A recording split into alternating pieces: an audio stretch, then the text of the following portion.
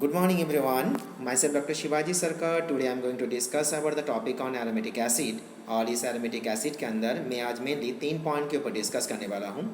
और आज हम लोग इस 3 पॉइंट जो मैं डिस्कस करने वाला हूँ वो 3 पॉइंट है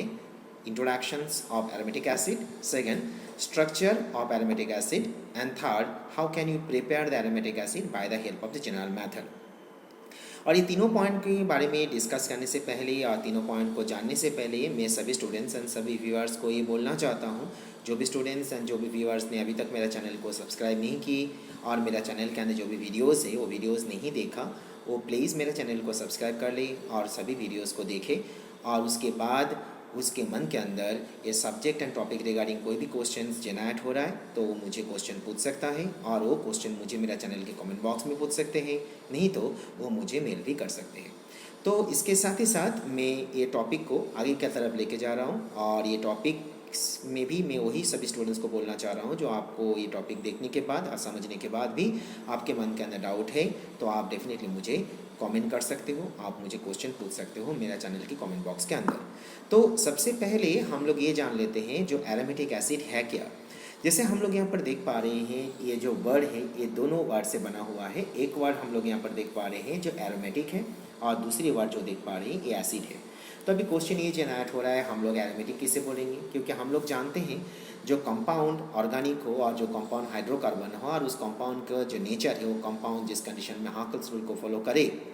उस कंडीशन में हम लोग उस कंपाउंड को एरोमेटिक बोलेंगे। तो डेफिनेटली जो कंपाउंड हम लोग यहाँ पर देखेंगे या जानेंगे सभी के सभी कंपाउंड हाकिस रूल को फॉलो करते हैं, सभी के सभी कंपाउंड साइक्लिक होंगे और सभी के सभी कंपाउंड के अंदर हम लोग कॉन्जुगेटेड सिस्टम्स देखेंगे और उसके साथ ही साथ सभी के सभी कंपाउंड एसिडिक नेचर के होंगे। मतलब उस जगह पे कंपाउंड जो हम लोग देखेंगे वो सभी कंपाउंड कोई एसिडिक फंक्शनल ग्रुप कंटेन करेंगे और इसीलिए सभी कंपाउंड को हम लोग यहाँ पर एरोमेटिक एसिड बोलेंगे। तो हम लोग अभी देख लेते हैं जो इंट्रोडक्शंस पार्ट में जो और भी ज़्यादा और भी डिस्क्रिप्टिवली जो एरोमेटिक एसिड है क्या। जैसे मैंने अभी बोला जो एरोमेटिक एसिड और होने के लिए उसके अंदर कोई फंक्शनल ग्रुप होना चाहिए। तो एरोमेटिक एसिड के अंदर जनरली जो फंक्शनल ग्रुप प्रेजेंट होते हैं वो फंक्शनल ग्रुप है carboxyl group. And whenever the carboxyl group is present in case of aromatic acid they are going to be replace one or more number of the hydrogen in benzene ring। मतलब मैं simple तरीके से ये बोलना चाह रहा हूँ जब हम लोग एरोमेटिक एसिड को देखेंगे तो उस जगह पे हम लोग कार्बोक्सिलिक एसिड का और कार्बोक्सिल ग्रुप को देखेंगे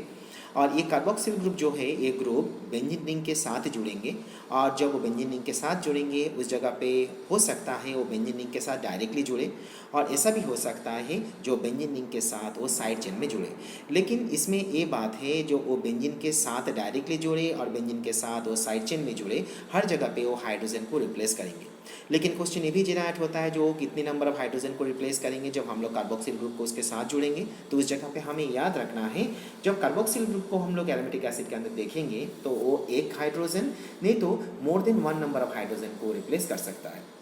और इसीलिए ऐसा बोला जाता है और ऐसा हम लोग समझ सकते हैं the acid containing the carboxyl group in the side chain can be regarded as an aryl substituted aliphatic acid and they are also be classified as an aromatic acid due to the presence of benzene ring। अभी यही word को जो मैंने explanation किए इसी को हम लोग कुछ एग्जाम्पल से समझने की कोशिश करते हैं। जैसे यहाँ पर हम लोग एक एग्जाम्पल देख पा रहे हैं जहाँ पर हम लोग एक बेंजीन रिंग देख रहे हैं और इस बेंजीन रिंग के अंदर हम लोग देख पा रहे हैं जो यहाँ पर एक कार्बोक्सिल ग्रुप प्रेजेंट है और जब हम लोग इसे कार्बोक्सिल ग्रुप यहाँ पर जो देख रहे हैं ये कार्बोक्सिल ग्रुप यहाँ पर डायरेक्टली जुड़ा हुआ है और इसीलिए जब इसका हम लोग नेमिंग करेंगे और इसका नाम देखेंगे तो इस जगह पे इस कंपाउंड को हम लोग बेंजोइक एसिड बोल सकते हैं। सेकंड जो एग्जांपल देख रहे हैं इस एग्जांपल में भी कार्बोक्सिल ग्रुप जुड़ा हुआ है डायरेक्टली बेंजीन के साथ, लेकिन यहाँ पर बेंजीन के साथ दूसरे फंक्शनल ग्रुप मिथाइल है और हम लोग जानते हैं जब मिथाइल बेंजीन के साथ जुड़ते हैं तो उस कंडीशन में उस कंपाउंड को और उस न्यूक्लियस को टोलुइन बोला जाते हैं और इसीलिए जब इस कंपाउंड को हम लोग नेमिंग देखेंगे तो इसका नाम हो जाते हैं ऑर्थोटोल्यूनिक एसिड। और जब हम लोग इसका थर्ड एग्जाम्पल यहाँ पर देख रहे हैं तो इस जगह पे भी हम लोग देख रहे हैं बेंजीन के साथ एक साइड चेन है और उस साइड चेन के अंदर यहाँ पर कार्बोक्सिल ग्रुप जुड़ा हुआ है। मैंने अभी बोला ये जो कार्बोक्सिल ग्रुप होंगे एक कार्बोक्सिल ग्रुप डायरेक्टली जुड़ सकते हैं नहीं तो साइड चेन के साथ जुड़ेंगे और यहाँ पर हम लोग साइड चेन के साथ देख रहे हैं और इसीलिए इसके जब हम लोग नेमिंग करेंगे और नाम देखेंगे तो इस कंडीशन में इस कंपाउंड को हम लोग फिनाइल एसिटिक एसिड बोल सकते हैं। तो इसके साथ ही साथ सभी स्टूडेंट्स को ये चीज़ भी याद रखना है so there are the several categories of aromatic acid include in phenolic acid and second is consider as an aromatic amino acid. तो जिस कंडीशन में हम लोग यहाँ पर फिनोलिक एसिड देखेंगे, तो in that condition the compound they are going to be contain carbon 1 to carbon 6 and the substance they are going to be containing the aromatic ring and the organic carboxylic acid function. So in case of the aromatic amino acid, तो उस जगह पे हम लोग example के हिसाब से phenyl alanine ले सकते हैं और ट्रिप्टोफेन के एग्जाम्पल भी ले सकते हैं, और इसे हम लोग और भी ज़्यादा डिस्क्रिप्टिवली जानते हैं इस टेबल के माध्यम से। तो इस जगह पे हम लोग एक टेबल देख पा रहे हैं, और इस टेबल के अंदर हम लोग देख रहे हैं, जो मैंने अभी बोला, जो एरोमेटिक एसिड को हम लोग नंबर ऑफ कैटेगरीज में ऑब्जर्व कर सकते हैं। जैसे इसे हम लोग यहाँ पर फिनोलिक एसिड के हिसाब से देख सकते हैं, जैसे यहाँ पर हम लोग इसे एरोमेटिक अमीनो एसिड के हिसाब से देख सकते हैं, जैसे इसे हम लोग यहाँ पर हाइड्रोक्सीसिनामिक एसिड के हिसाब से भी देख सकते हैं। और जब एरोमेटिक एसिड को हम लोग फिनोलिक एसिड के हिसाब से देखते हैं, तो उस जगह पे ये monohydroxy benzoic acid, dihydroxy benzoic acid, trihydroxy benzoic acid और अदर फिनोलिक एसिड में कंसीडर किया जा सकते हैं। और जब हम लोग यहाँ पर मोनोहाइड्रोक्सी बेंजोइक एसिड को देख रहे हैं, तो इस जगह पे हम लोग देख पा रहे हैं उसका एग्जाम्पल में सैलिसिलिक एसिड भी हो सकता है, और उसके एग्जाम्पल में पैराहाइड्रोक्सी बेंजोइक एसिड ग्लूकोसाइड भी एग्जाम्पल में हो सकता है। और यहाँ पर जो दोनों एग्जाम्पल हम लोगों ने देखा, जैसे सैलिसिलिक एसिड है, ये सैलिसिलिक एसिड का जो एग्जाम्पल हम लोगों ने देखा, और उसके साथ ही साथ यहाँ पर पैराहाइड्रोक्सी बेंजोइक एसिड ग्लाइकोसाइड के एग्जाम्पल में देखा। और इसके साथ मैं ये भी बोलना चाहता हूँ, जिस कंडीशन में phenolic acid dihydroxy benzoic acid के एग्जाम्पल हो, तो उस जगह पे हम लोग इसके एग्जाम्पल ले सकते हैं 2,3 डाईहाइड्रोक्सी बेंजोइक एसिड। और जिस कंडीशन में ट्राईहाइड्रोक्सी बेंजोइक एसिड हो, तो उस जगह पे हम लोगों ने गैलिक एसिड के एग्जाम्पल, और अदर फिनोलिक एसिड के अंदर हम लोग यहाँ पर एग्जाम्पल में वैनिलीन को देख पा रहे हैं। और मैंने अभी बोला, जो एरोमेटिक एसिड के एग्जाम्पल में हम लोग एरोमेटिक अमीनो एसिड भी ले सकते हैं, और उसके एग्जाम्पल में हम लोग एग्जाम्पल के हिसाब से फिनाइल एलानिन भी ले सकते हैं। तो ये था हमारा इंट्रोडक्शन पार्ट, और इंट्रोडक्शन पार्ट में हम लोगों ने जान लिया, समझ लिया जो एरोमेटिक एसिड क्या होते हैं। अभी हम लोग देख लेते हैं जो इसका स्ट्रक्चर कैसे होते हैं। जैसे हम लोगों ने देखा, जो इसका जो स्ट्रक्चर है, मैंने अभी बोला, जो एरोमेटिक एसिड के अंदर हम लोग जनरली क्या देखेंगे, हम लोग यहाँ पर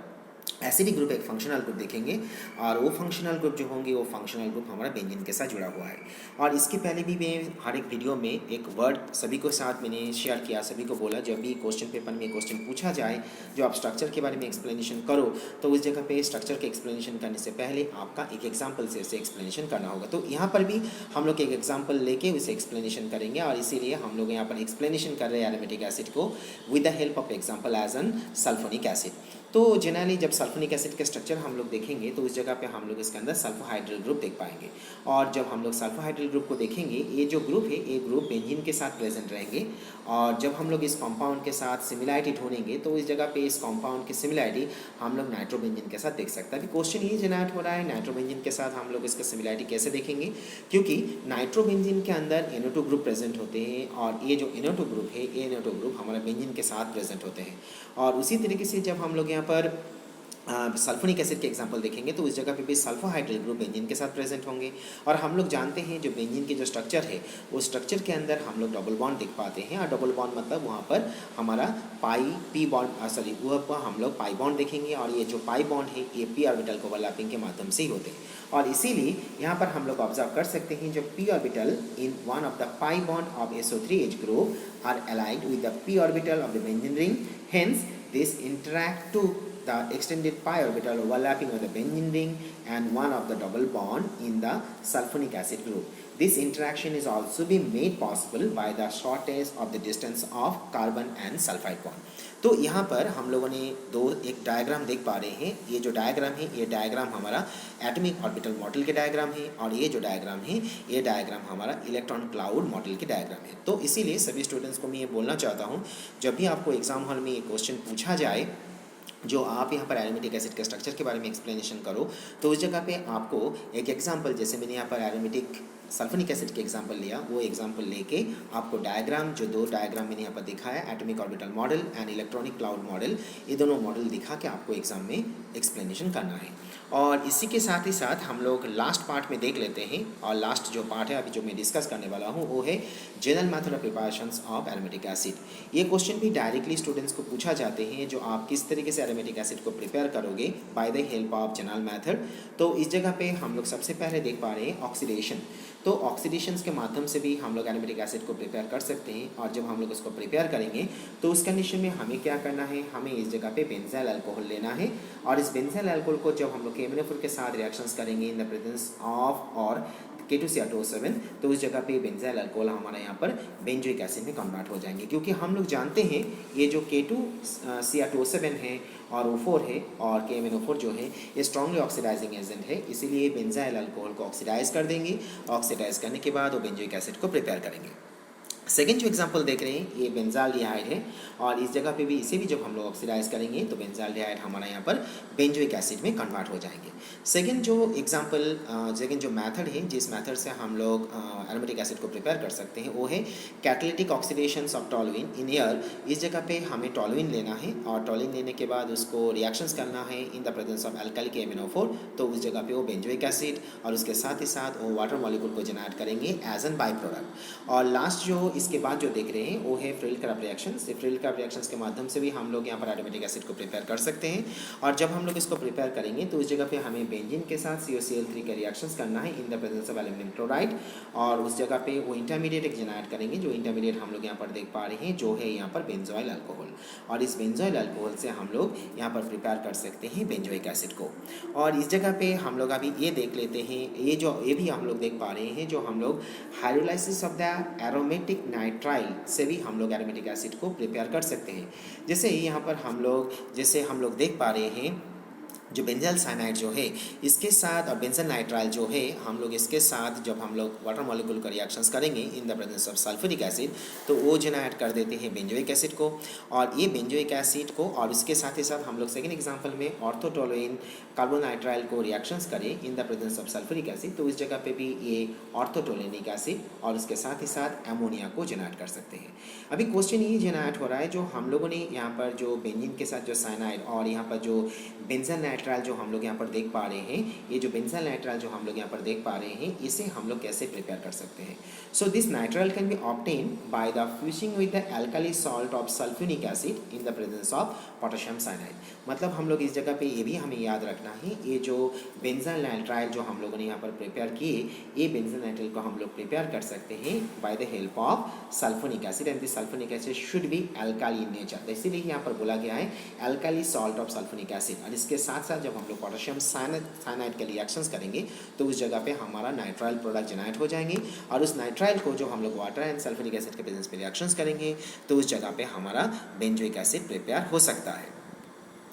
और इसके साथ हम लोगों ने अभी लास्ट पॉइंट पे देख लेते हैं जो by the help of Grignard reagents के माध्यम से भी हम लोग हमारा एरोमेटिक एसिड को प्रिपेयर कर सकते हैं। और जब हम लोग प्रिपेयर करेंगे तो उस जगह पे हमें स्टार्टिंग मटेरियल के हिसाब से फिनाइल मैग्नीशियम ब्रोमाइड चाहिए, और इसका जब हम लोग ग्रिग्ना रिएजेंट्स के साथ रिएक्शंस करेंगे तो उस जगह पे हमें एक एडिशन प्रोडक्ट मिलेंगे जो इंटरमीडिएट के हिसाब से जनरेट होंगे, और इस एडिशन प्रोडक्ट को जब हम लोग HCl के प्रेजेंस पे रिएक्शंस करेंगे तो उस जगह पे हमारा बेंजोइक एसिड जनरेट होंगे। तो यहाँ तक मैंने आज जो डिस्कस किया मैंने 3 पॉइंट के ऊपर मैं सबको और एक बार याद करवाना चाहता हूँ। पहला मैंने डिस्कस किया इंट्रोडक्शंस के बारे में, हम लोगों ने देखा इंट्रोडक्शंस पार्ट के अंदर जो एरोमेटिक एसिड क्या है, और सेकंड पॉइंट में मैंने डिस्कस किया जो एरोमेटिक एसिड का स्ट्रक्चर क्या होते हैं, और थर्ड पॉइंट में मैंने डिस्कस किया जो एरोमेटिक एसिड को हम लोग प्रिपेयर करना चाहते हैं जनरल मेथड से, तो हम लोग किस तरीके से एरोमेटिक एसिड को प्रिपेयर कर सकते हैं। तो आज के लिए इतना ही था, और इसका नेक्स्ट वीडियो में हम लोग एरोमेटिक एसिड को ही आगे की तरफ लेके जाएंगे, और उस जगह पे हम लोग एरोमेटिक एसिड के बारे में और भी मोर नंबर ऑफ इन्फॉर्मेशंस को जानेंगे और समझेंगे और देखेंगे भी। और इसके साथ ही साथ मैं सभी को अगेन थैंक्स बोलना चाहता हूँ, क्योंकि आप सभी स्टूडेंट्स मुझे मेरा चैनल को देख रहे हो और मुझे सपोर्ट कर रहे हो, और इसीलिए मैं सभी को थैंक्स बोलना चाहता हूँ। और इसके साथ ही साथ मैं सभी के पास मैं बहुत ज़्यादा आभारी हूँ कि वो आप मुझे सपोर्ट कर रहे हो। So again thanks to each and every students, each and every viewers and each and every observer, those who are going to be observe my video, subscribe my video and like my video. Thank you again.